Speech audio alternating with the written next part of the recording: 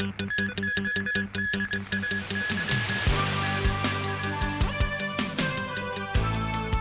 almost 40% cost overrun for the local section of the high-speed rail project. In Britain, the Conservatives and Labour neck on the eve of parliamentary elections. And Islamic State claims responsibility for the weekend shooting in Texas.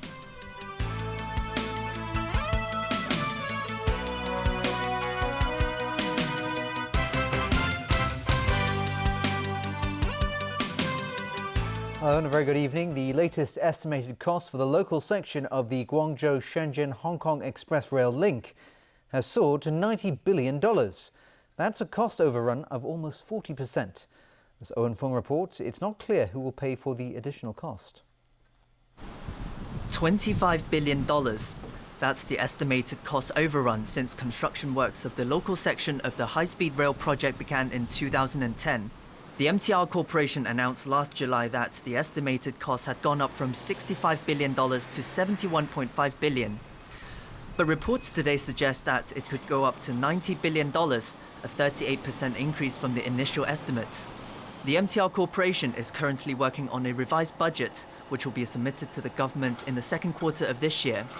On top of the ever-rising cost, the construction works have also been experiencing delays. Even though the project was slated to be completed this year, only 66% of the construction was done by the end of December last year. The MTR Corporation has pushed the project's completion date to 2017, but it's still unclear whether this target can be met. The railway giant will report its construction progress to the legislature next month. The government, meanwhile, is examining whether the MTR Corporation has been negligent and violated its contract conditions. While the government can seek compensation from the railway company, the amount is capped at $4.59 billion in the agreement. This means taxpayers may need to shoulder the extra $20 billion if the final cost does reach $90 billion. Lawmaker Michael Tian urges the government to clarify who will shoulder the extra cost. My understanding today is that they are very far apart on any kind of agreement on the assignment or apportionment of the overrun amount. While the MTR Corporation attributes the rising cost to the complexity of the project, Albert Lai, an engineer, believes it's caused by the corporation's mismanagement. The cost will go primarily to two sources. One is to cover the extra cost to compensate the contractors. The second is to cover the extra resources required to speed up the project. I think the whole project is totally unfair to Hong Kong people. Owen Fung, TVB News. The LegCo Public Works Subcommittee today approved funding for pre-construction works of a multi-purpose sports complex in Kai Tak. But as Liz Yoon reports, lawmakers have raised more questions about the proposal. The government's $62 million funding request for pre-construction works of the Kai Tak Sports Complex was approved by the LegCo Public Works Subcommittee and now goes to the Finance Committee for discussion. During the debate today, some lawmakers remained skeptical about the project, which is dubbed Hong Kong's first major sports park. It has a price tag of $25 billion. Before we conduct this study, there are still many questions. Whether Kai Tak is the best location, whether there are no better alternative sites, and also building a stadium of such a scale, whether or not it's appropriate. Some members want the government to give an undertaking that how many shows will be held there. Let's imagine by the time it's completed, it will be years away. So it's really nonsense to confirm what shows will be held at this stage. During the pre-construction planning, all the items in 4A to J listed out in the paper would certainly come under review and scrutiny. And that, of course, does include the main stadium as well as all the other facilities. So there will be a review of the scope during that stage. Lobo Lui, an associate professor at Baptist University's Department of Physical Education, voiced support for the government's plan. Kai Tak is an ideal place for the sports complex, he said. People from the neighborhood can come and use the facilities. Lui added that nearby hotels and easy public transport make the site perfect for international competitions in future. Apart from the main stadium, which will accommodate up to 50,000 spectators, the new sports park will also include a public sports ground and a multi-purpose indoor sports center. Liz Yun, TVB News. A suspect in the recent high-profile robbery kidnapping case appeared in court today. Zheng Xiangwang was taken to Kwintong Magistracy this morning. The 29-year-old defendant, a two-way permit holder from Guizhou province on the mainland, is charged with conspiring to forcibly take a person against her will with intent to procure a ransom. The prosecution requested an adjournment to allow the police to carry out identification parade procedures. The magistrate adjourned the case until next Monday. The case surrounds a $30 million robbery and kidnapping at a house near Clearwater Bay Road at the end of April. The abductee was returned after her family paid a ransom. Sources say mainland authorities have arrested 5 other suspects in connection with the crime. Turning overseas now, after 5 weeks of intense election campaigning, Britain's political leaders are making their final pitches. But with the latest opinion polls showing a majority government unlikely, experts are predicting a messy outcome in Thursday's vote. James Aitken reports. Time is running out in Britain's most unpredictable election in decades. Polls have the ruling Conservatives and the opposition Labour Party in a virtual dead heat, and neither party is likely to secure a majority in Parliament. That means smaller parties could hold the key to number 10 Downing Street.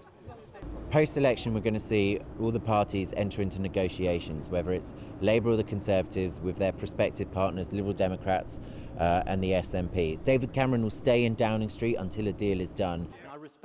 The stakes are high in the world's 5th largest economy, Britain's future in the EU, its immigration policy, and wages, which have not kept pace with inflation, have all been top campaign issues. After losing an independence referendum last year, the Scottish National Party has bounced back and looks set for a strong showing. As a possible kingmaker, SNP leader Nicola Sturgeon has offered Labour leader Ed Miliband her support, but Miliband has so far rejected it. The fact of the matter is, if there is an anti-Tory majority on Friday morning, I've made clear the SNP will want to work with others to get David Cameron out of Downing Street. Cameron is spending the last leg of his campaign in the west of Britain in an attempt to win 23 marginal seats by warning that a Labour-SNP coalition would hold the government to ransom. It's something we've got to stop, and we can if we get those 23 seats. With many of Britain's 45 million voters still undecided, local bookmakers are doing their part to provide election guidance. In terms of the next government, the most likely at the moment is a Labour minority government at 2-1. But then in terms of the next Prime Minister, like I say, at the moment it really is a toss of a coin. James Aitken, TVB News.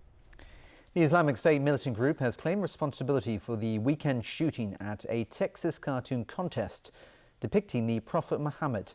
But US officials and counter-terrorism experts question whether the group played a direct operational role in the incident. In an audio statement, the Islamic State says it's responsible for the shooting in Garland near Dallas. The extremists vowed to carry out more attacks in future. Washington is still looking into the claim. What we do know is we know that there are extremists around the globe, including some who are affiliated with ISIL, who are trying to capitalize on the opportunity that's presented by social media to try to communicate with individuals around the world, including inside the United States. There have been a large number of, not a large number, but there have been a number of individuals, Americans, who have been apprehended by law enforcement, who are attempting to travel to the Middle East that at least is an indication of their level of sympathy for ISIL or for extremist organizations around the world. In the Pakistani city of Peshawar, a group of Muslims held funeral prayers for the 2 gunmen. Americans Elton Simpson and Nadir Sufi were shot dead when they opened fire outside the Prophet Muhammad cartoon contest. Those who gathered condemned the event and called the exhibition of blasphemous caricatures shocking and intolerable. Debate raged as the French satirical magazine Charlie Hebdo, the target of an attack by extremists in Paris earlier this year, was given a Freedom of Expression Award in New York last night amid tight security. A number of authors withdrew from the event, objecting to what they see as the magazine's offensive cartoons of Islam and Muslims. Charlie Hebdo begged to differ.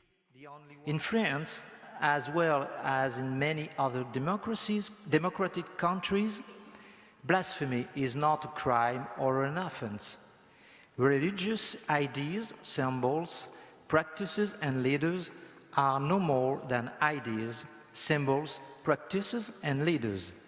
Just like other ideas, symbols, practices, and leaders, they can be mocked and challenged. To France now, where the lower house of Parliament has approved a tougher surveillance bill targeting terror suspects. Critics cry foul, saying it could undermine civil liberties. The bill is aimed at legalising broad surveillance of terrorism suspects. It would make it easier for intelligence services to deploy fly-on-the-wall spying devices against them. Yesterday, lawmakers voted overwhelmingly in favour of the bill, which has the support of both the socialist majority and the conservative opposition. It now goes to the Senate for further discussion. Privacy advocates and human rights groups say the bill legalises highly intrusive surveillance methods without guarantees for individual freedom or privacy. The Italian Coast Guard has rescued hundreds more migrants in the Mediterranean Sea over the past day. Commercial cargo ships have also been called upon to respond to migrants in need during their attempt to cross the sea from Africa to Italy, often on flimsy boats launched by human traffickers. On Sunday, a Maltese freighter picked up 100 West Africans off the coast of Libya. The migrants were on board a deflating rubber dinghy. Unaware that they would be thrown a ladder, some of the migrants trampled over the others to reach the ropes that were meant to hold the dinghy in place. Some jumped overboard to catch lifesavers tossed into the water by crew members. At least 5 migrants were crushed to death and more were feared drowned. The rescued people were later taken to the Sicilian port of Catania. And still ahead in the news tonight. 5 retail outlets fined $2,000 each for failing to comply with plastic bag levy extension scheme. ICAC drops an investigation into Paul Chan over land ownership in Northeastern Territories. And a report about a curious koala down under.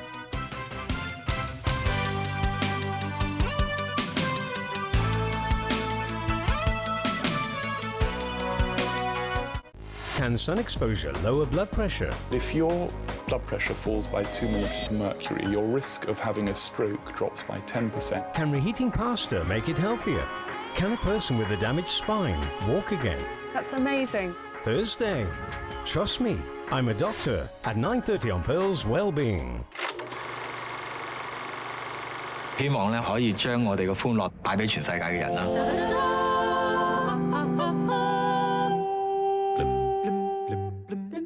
我哋做遊戲咧，最主要其實都係提供一個機會，將人與人嘅關係咧拉近啲嘅，俾佢哋脫離現實世界一段時間啊！好多今時今日嘅遊戲咧，其實唔係自己一個人玩嘅，令到大家唔相識嘅陌生人結識咗，而成為朋友嘅。